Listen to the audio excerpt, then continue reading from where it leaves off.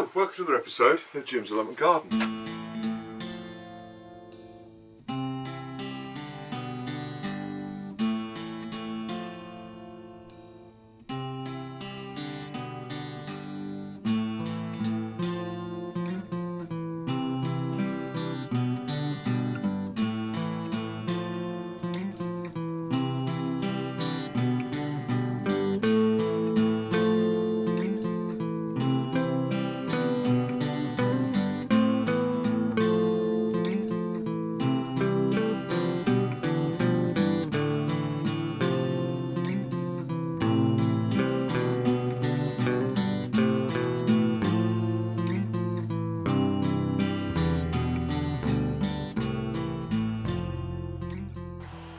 Okay, so if your onions look anything like mine, as you can see, they've all sort of flopped over and the tops are starting to go a little bit sort of pale.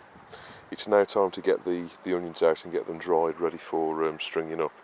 And the best way to do that is basically just put the fork underneath the onion and then just lift it slightly, and as you do that, just grab the onion at the base there. I mean, a lot of them you can actually just pull out, but be gentle with them. If you are sort of finding that you're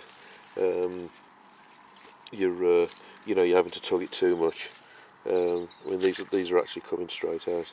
But what you will find, if you leave them in the ground from now on, because these are not growing any longer and the ground is wet, because we've had so much rain in the UK over the last week, the onions will actually start to rot in the ground. So most certainly as soon as you get a dry couple of days or whatever, you're much better off actually leaving it till the ground's dry and then pulling them out then. But I don't want to take the risk, because the likelihood is we're going to get more rain in the next week, so I'd much rather get these out now and get them in the shed and get them dried. They are much better if you leave them outside like I did last year and dry them in the sun, but it doesn't look like we're going to get that weather this year. So what I'm going to do is put these in the shed, and I'll show you what to do in the next clip. But the first thing to do is to pull all these out the ground. As I say, if they are not coming out particularly easily, then just put your fork underneath the onion and just lift the ground slightly. But as this ground's quite loose because we've had a bit of rain, don't worry about the roots. If the roots come off, that's fine. You don't really want the roots on there anymore. But you most certainly want to, you don't want your onions sitting in any water, because that'll start to rot the onion. So what you want to do is get it out of the ground like that, knock off all of the dirt from round. So you want to get it as dry as possible. And what I would suggest you do is get a pair of scissors and cut off any remaining root which is on there, unless you're going to show them, which is when you wash them and sort of present them like that. But what I would most certainly do is take them out of the ground. Any of these sort of outer layers, just take them off like that. Cut the roots off so there's no dampness there, because an onion will always start to rot at the top there where the root is. So get off as much dirt as you can. Chop those roots off, and then basically what you want to do is turn it upside down like that and dry it that way up, and then as soon as the top bit is shriveled, you'll be able to tie them, which I'll show you in a couple of weeks' time. Okay, so as soon as you've got all of your onions out of the ground, what we're doing now is basically what I tend to do is, obviously you've got the stalk of the onion like that. Now what I typically do is take off most of that. So you end up with just, I don't know, about 6 inches or so. There are various ways of doing this.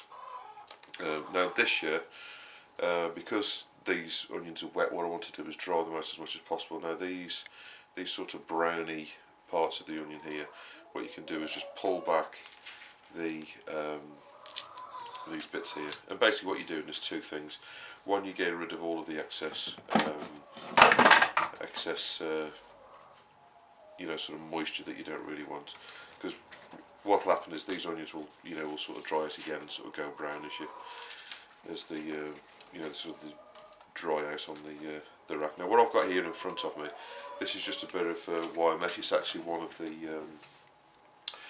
the pieces of Harrison fencing, the grill in between. What you need to be doing basically is getting the onion sort of like that.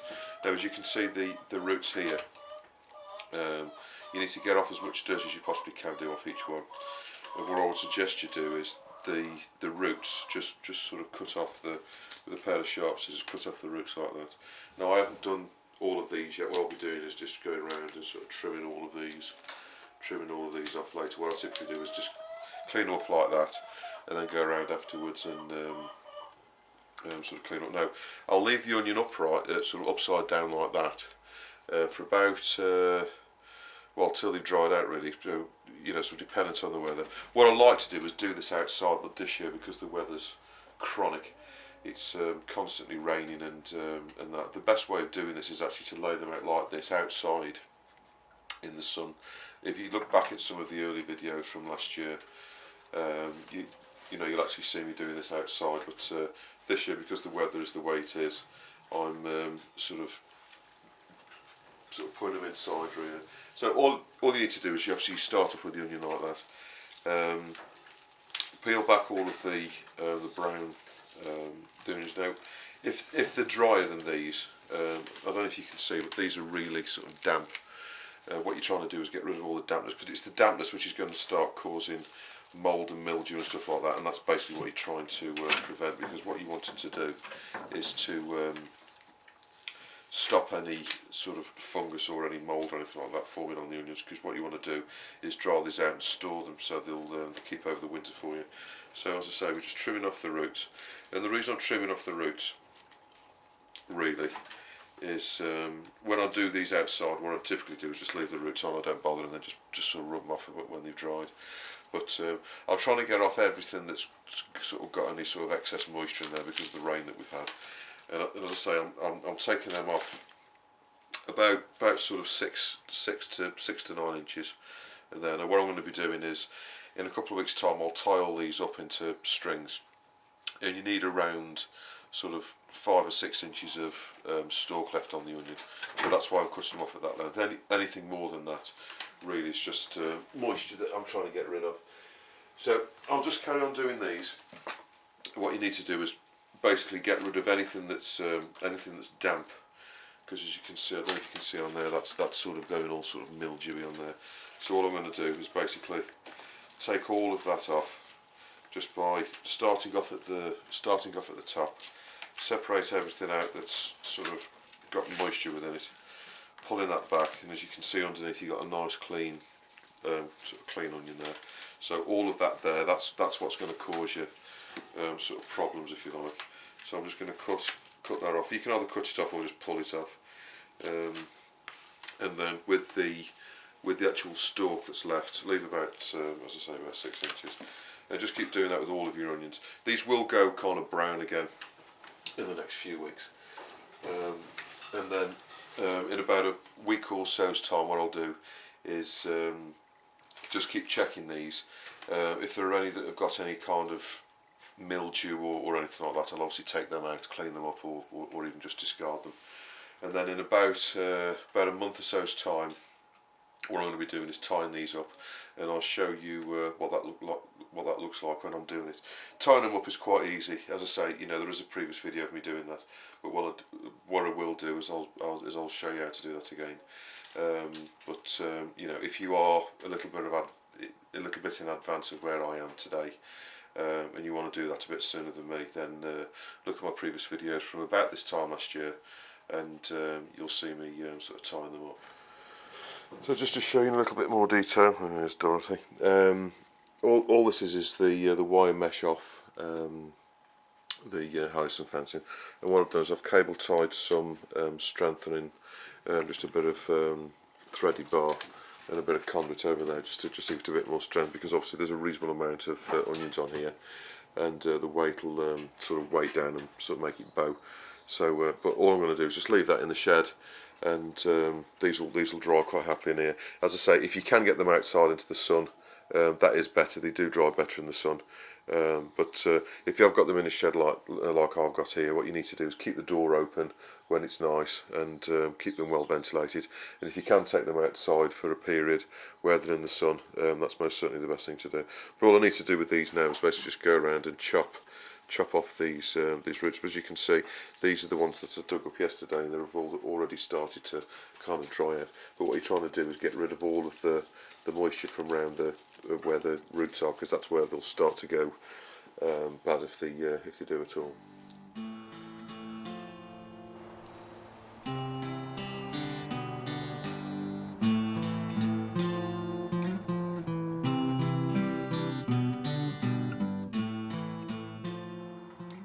Okay, so I just want to dispel a myth that's been going around on some of the social networks on the internet, and it's all about this sort of idea that the fruits of a pepper plant, a bell pepper plant, the actual peppers themselves are actually sexed. Now, by far the majority of plants, all of the sexual parts of the plant are basically in the flower. So you've got the male and the female parts inside the flower, and obviously those, the insects and whatever else will sort of pollinate the flower. Then obviously the fruit will form from that. But the actual fruit itself is got no kind of sex at all, if you like, and obviously the seeds from a bell pepper plant anyway, will sort of grow into another plant, and then on that plant there'll obviously then be flowers with male and female plants, but male and female parts within the flower. But there's the actual fruit itself doesn't have any kind of sex at all. Now, the actual myth, I don't know if you've ever looked sort of closely at the bottom of the bell pepper, but as you can see with that one, that's got four lobes at the bottom. Now, according to the myth, that's female, and then ones with three on, like that, 1, 2, 3, are male. Now, the ones that are, according to the myth, the female one is got less seeds in it, is sweeter and is more flavoursome, whereas the male one with three lobes at the bottom is got considerably more seeds and is more bitter and has got less taste. The fact of the matter is they're the same thing. You can get peppers with 5, 6, 7, 1 lobe on there, and they're all the same thing. Basically, the number of lobes on here will be down to the how fertile the soil is, how often they've been watered, how the flower was pollinated, or sort of whatever else. But there's most certainly no gender associated with the actual fruit of a plant. Most certainly a pepper. Obviously, we've got other things in there. We've got cucumbers, tomatoes, stuff like that, and none of those have any particular sex at all. Now, obviously, with some plants you can get both male and female flowers on there. Now, the cucumber is a very good example of that. What you can get is some cucumber plants have both. They don't have both genders in one flower. What you'll get is you'll get one flower which is male and then another flower which is female. And obviously the flower which is female will be pollinated by the male flower, even if it's on the same plant. And then behind the female flower will be like a stem, if you like, and that's the part which will develop into the fruit, the cucumbers. So in exactly the same way, peppers are the same, as is 99.9% of the sort of plants out there. By far majority plants have the sort of the male and the female part actually in the flower, but the fruit itself, that's the product of the flower, obviously, when it's been pollinated. There won't be any sort of gender associated with that. So if you see any media on the internet or anything like that talking about sweet peppers, if it's got 4 lobes it's female, if it's got 3 it's male, don't believe it, because there's no truth in the matter at all. I mean, I was actually in the supermarket yesterday and I was looking at the peppers, to be honest with you, because of what I'd seen on the internet, and I saw peppers with up to 7 lobes on there. So you can get 7, 6, 5, 4, 3, 2, and you can actually get some that have just got 1. Obviously that's like a more pointed sort of pepper, and there's absolutely no truth in the matter whatsoever that an actual fruit, most certainly if a bell pepper, is any kind of gender. Right, so as I've not done a tour for a week or so, what I'm going to do is just do you a very quick tour. I've not really had a chance to get up the allotment as such yet. Obviously, you've seen me get the onions out, but this is the greenhouse at the moment. Obviously, the cucumber plants have really sort of made a comeback. As you can see, the growth. This one here is all the way over and is now going down the other side of the greenhouse. So this one's doing really well. The one at the end here, not quite sure why, but that one died at the end. There's this bit here at this bit round here, but unfortunately that one's died at the bottom. I'm thinking that the bottom's damped off. I've not really investigated so much, but unfortunately that one's been lost at the end there. But I'm going to be growing the cucumbers differently next year. I'm actually going to grow them in a different greenhouse, and I'm actually going to be growing them in tubs with a tray underneath, and then I'm going to water them from the bottom. So anyway, that's the cucumbers. As you can see, the tomatoes, there's loads of tomatoes coming in. So what I'm going to be doing, exactly like I showed you in the other video, I'm going to be picking by and far the majority of these tomatoes off now. As you can see, the plants are, you know, the leaves are sort of going now. So I think really the tomatoes have had the day. So what I'm going to do is pick the rest of the tomatoes. I'm going to judge on the how many green ones I've got left, and what I might do is just pick the green ones as well, and put them into the windowsill and let them ripen like that. So what I'm going to be doing most certainly the next week or so is clearing out the greenhouse, because I think, well, apart from the cucumber plants anyway, I think the majority of these tomato plants really have, I'm starting to get a little bit of, as you can see, that's like a fungus forming on there. I don't know if you can see the spores on there. But obviously this is as I found it when I came back off holiday. But most certainly not this plant here, you know, I mean, that's not going anymore now. And there's only a couple of green tomatoes on there, so it's probably best if I fetch that out. But that's the greenhouse. The ginger's done really well. This is now up to something like 5.5 foot high. That was a really good stalk. The second one is still coming out of there. As you can see, the at the bottom there, that's sort of growing quite nicely. So I'm quite pleased how that's grown. So I will be growing this again next year. I'm going to be pouring in a lot more. Obviously, this was an experiment this year just to see how it went. But I will be growing a lot more ginger next year. So I'm not quite sure when to harvest that. Well, I think what I'm going to do is leave that until these leaves start to die back a bit, and then I'll dig it up and I'll show you what it looks like when I've fetched it out. So that's the tomatoes and everything. The spinach, as you can see, that's almost ready to go out now. So I'll be bobbing out that out into the ground. So what I'm going to be doing in the next week or so is digging another row of potatoes up, and then they'll go into where the potatoes were. Or what I might do is put them where the onions were. I'm not quite sure yet, but I'll be putting those out because they're most certainly ready to go out now. So that's the greenhouse.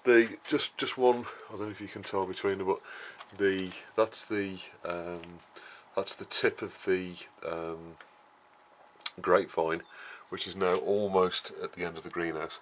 So basically what I'll do now is I'll just leave this to grow, and then what I'm going to do towards the end of the year is what you're supposed to do is cut off a third of the growth.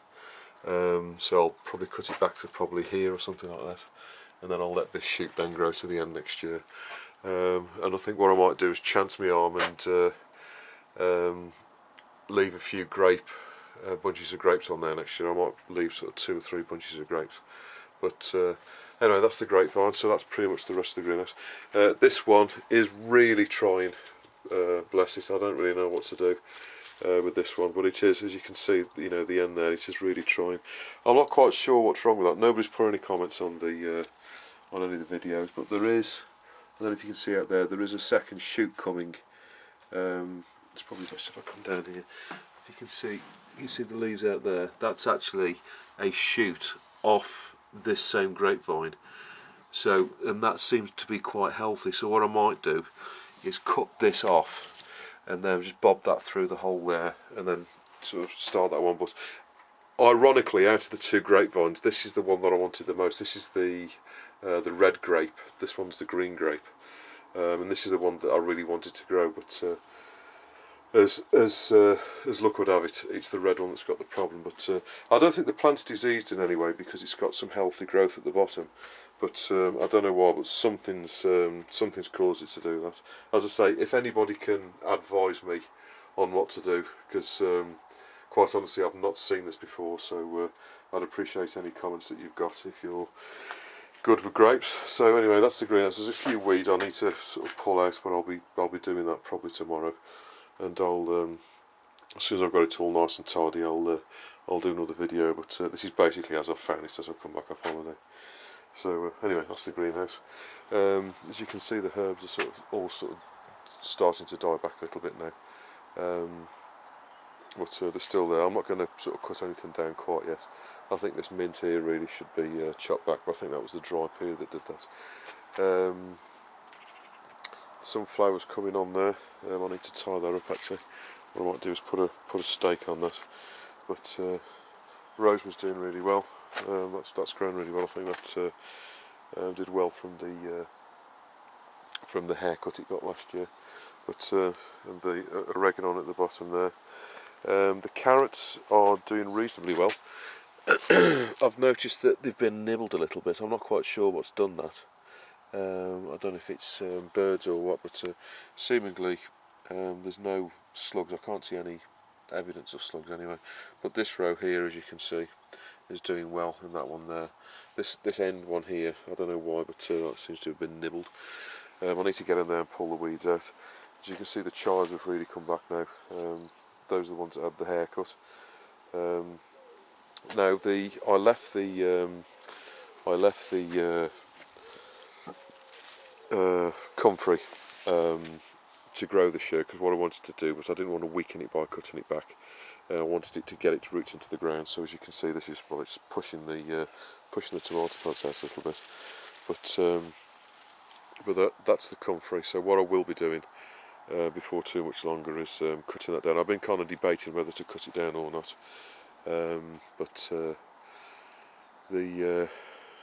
I've kind of left it because I thought, well, I'll let it get its roots into the ground first. We have had a colony of caterpillars, and if you can see these here, look, they've actually rifled through the nasturtiums down here, but they're only nasturtiums, so I wasn't that bothered. So I've kind of left them, but I need to really pull them out because they don't seem to be attacking anything else as of yet. The tomatoes out here have done really well again, as you can see. There's loads of ready tomatoes down there. That was the experimental one that I did. And this one here, as you can see, the fruit, it's done really well. I haven't had any blight on it. That's obviously the blight resistant variety, but I've had no blight at all really worth talking about. So I don't know if it's a true test of the plant, but those are the tomatoes. The raspberries are still coming, as you can see. We've got yellow ones here, and there's a load of red ones down here. So we've done well for raspberries this year. I don't know if you can see those. Let's zoom in for you. There you go. As I say, the raspberries are doing well. Sunflowers, unfortunately, I've missed these this year. I was on holiday whilst they were at the best, but as you can see, that's probably about the size of a dinner plate. Now, because they've gone over now and the petals have started to come out, what I'll do is I'll fetch them off before too much longer. I don't want them to get wet and start to go rotten, because obviously I'll save the seed for the well, next year, and also the chickens have the seed as well. So, but at the moment they're still upright, so I'll leave them be. They're the leeks. I've got some more leeks to go in. I've just noticed one of the sunflower heads has fell off there for some reason. I don't know why. It's been, oh, there's wasps all over it. I don't know if I can't imagine they've done it. Possibly the wind's blown it off. Oh, that's a shame. Anyway, I'm going to be digging the rest of these potatoes out shortly, but as you can see, I've had quite a few weeds coming over here. All of this was stripped of weed before I went on holiday, and there's a few weeds come back, as you can see. So what I'll do is I'll get up here and pull all those out. These nasturtiums are doing well here. Now, I don't know why, but this is one sweet potato, as you can see. It's doing reasonably well. I'm going to move this into the greenhouse before too much longer, so just to extend the season. So that's one. That's the other. I don't know why. This is it's really not doing anything. It's been watered just the same as the other, and it's in exactly the same compost. But unfortunately, that one has sat still, and this one's gone balmy. So I don't know. Luck of the draw, I suppose. As you can see, there's plenty of courgettes. I've been giving the chickens the courgettes, to be honest with you, because they love the larger courgettes. But as you can see, there's you can see those down there. But there's loads in there as well. I've already given them about 10 this week. I don't want to give them too much, otherwise they'll be getting the trots. That's where the onions came out, so what I'll be doing is digging that over shortly for a winter dig, getting all the weeds out and that, and then I may well put the other row of spinach in there, or 2 rows of spinach. The sweet peas I've sort of largely gone over now, but there's still some on there, so they're doing well. Sunflowers, I don't know why, but this one, oh, there's wasps attacking us here, that's why. Can you see the wasps? I don't know if they're sucking the sap out of it or what, but let's just get this brick in, see what's going on. Yeah, they're eating at the stalk. Not seen that before. But anyway, sunflowers are doing well. I'll put some powder on them in a moment. These ones here, I think these are most certainly the tallest. I think that's got to be 10 foot or more. So I really must measure these before, because the others I didn't get around to measuring them before I went on holiday. Just in the second tunnel here. There's not a lot to see in the first tunnel. As you can see, I've got a little bit of white fly on the kale here, so I'm going to be putting some sugar soap on there. And these Nero kale here don't seem to be suffering as much with the white fly, but there's a little teeny bit on there. But they seem to be quite curly. I'm not quite sure why, but they got like that whilst I was on holiday. But I don't know if it's because they've had too much water with all this rain we've been having. But anyway, this is the monster purple sprouting broccoli. As you can see, it's growing really well. There's quite a few leaves at the bottom sort of dying off. I need to get in there and pull them off. But in all honesty, I've been growing purple sprouting broccoli now for well, a good 20 years, and I don't think I've ever had it this big before, and it's exactly the same variety as I normally grow. It's just gone absolutely ballistic. It's most certainly been the year for brassicas this year, but as you can see, there's been a bit of caterpillar damage. I noticed the other night here, but I can't find I've got some whitefly in here as well. I can't find the caterpillars, so I'm not quite sure where they've gone. But anyway, these are the normal broccoli, and these are the ones I'm hoping, fingers crossed, are going to give me a second harvest before the frosts get here. So we're not forming any heads yet, but these ones here, if you remember from previous videos, the ones earlier on in the year were only kind of that big when they started to form the heads. Now these are considerably bigger, but there's no, oh there is, sorry, I'll take it all back. There's a little head forming there, look, can you see? So they are going to come. I hadn't noticed that before.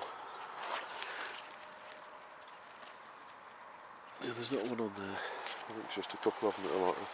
But yeah, so that's the broccoli. So the plants are growing really well, but apart from that one there, to my knowledge, there's no more heads forming. But I'm looking forward to seeing how this purple sprouting broccoli fruit, if I can call it a fruit, a vegetable. Anyway, that's the second tunnel. There's quite a few weeds down here at the moment, but these are the beetroot. I've had quite a few beetroot out of there already. Parsnips are doing really well, they seem to be growing. I've just noticed a caterpillar. Bloody things, they're eating me swede. Can't see any more. The whitefly, what I'm going to be doing with the whitefly, I was going to do a quick clip on that, but I haven't got around to doing it yet, so I'll probably do that tomorrow. What I'm going to do is get some, with whitefly, what I find is sugar soap works really well. So get yourself some sugar soap. You can get it in two forms. You can either get it in a bar, or you can get it in like a powder, like crystal form. What I tend to do is get it in the crystal form. It looks a bit like salt. Put that in water, some warm water, give it a good shake. And then what you can do is spray that on, and that'll kill the whitefly. But you can see they're forming really well. You know, irrespective of the fact that we've got these whitefly, they're coming on quite nice. They're a nice size really. you know, because you don't want too much, but they are forming really well. Oh, that's quite a nice one there, look. So this spinach at the back here is not grown particularly well this year, if you can see it amongst the weeds. And I think it's the position, to be honest with you. I don't think it's done particularly well down here. It has been weeded out a few times, even though you can see the weed here. But what I'm going to be doing is, from now on, I'm always going to grow that up the top, because it doesn't seem to do particularly well here. Parsnips have done well here. There's a good 2 rows of parsnips there, the ones around the side there.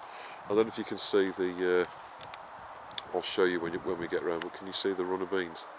It's absolutely laden. Now, earlier on in the week, what I did is I picked all of the ones from that side. I've not done this bit yet, so I'll be doing that later today. So, I hope this episode of Jim's Allotment Garden has been of some use to you. Please don't hesitate to put any comments or questions that you've got below, and I'll always get back to you. And I'll see you on the next episode of Jim's Allotment Garden.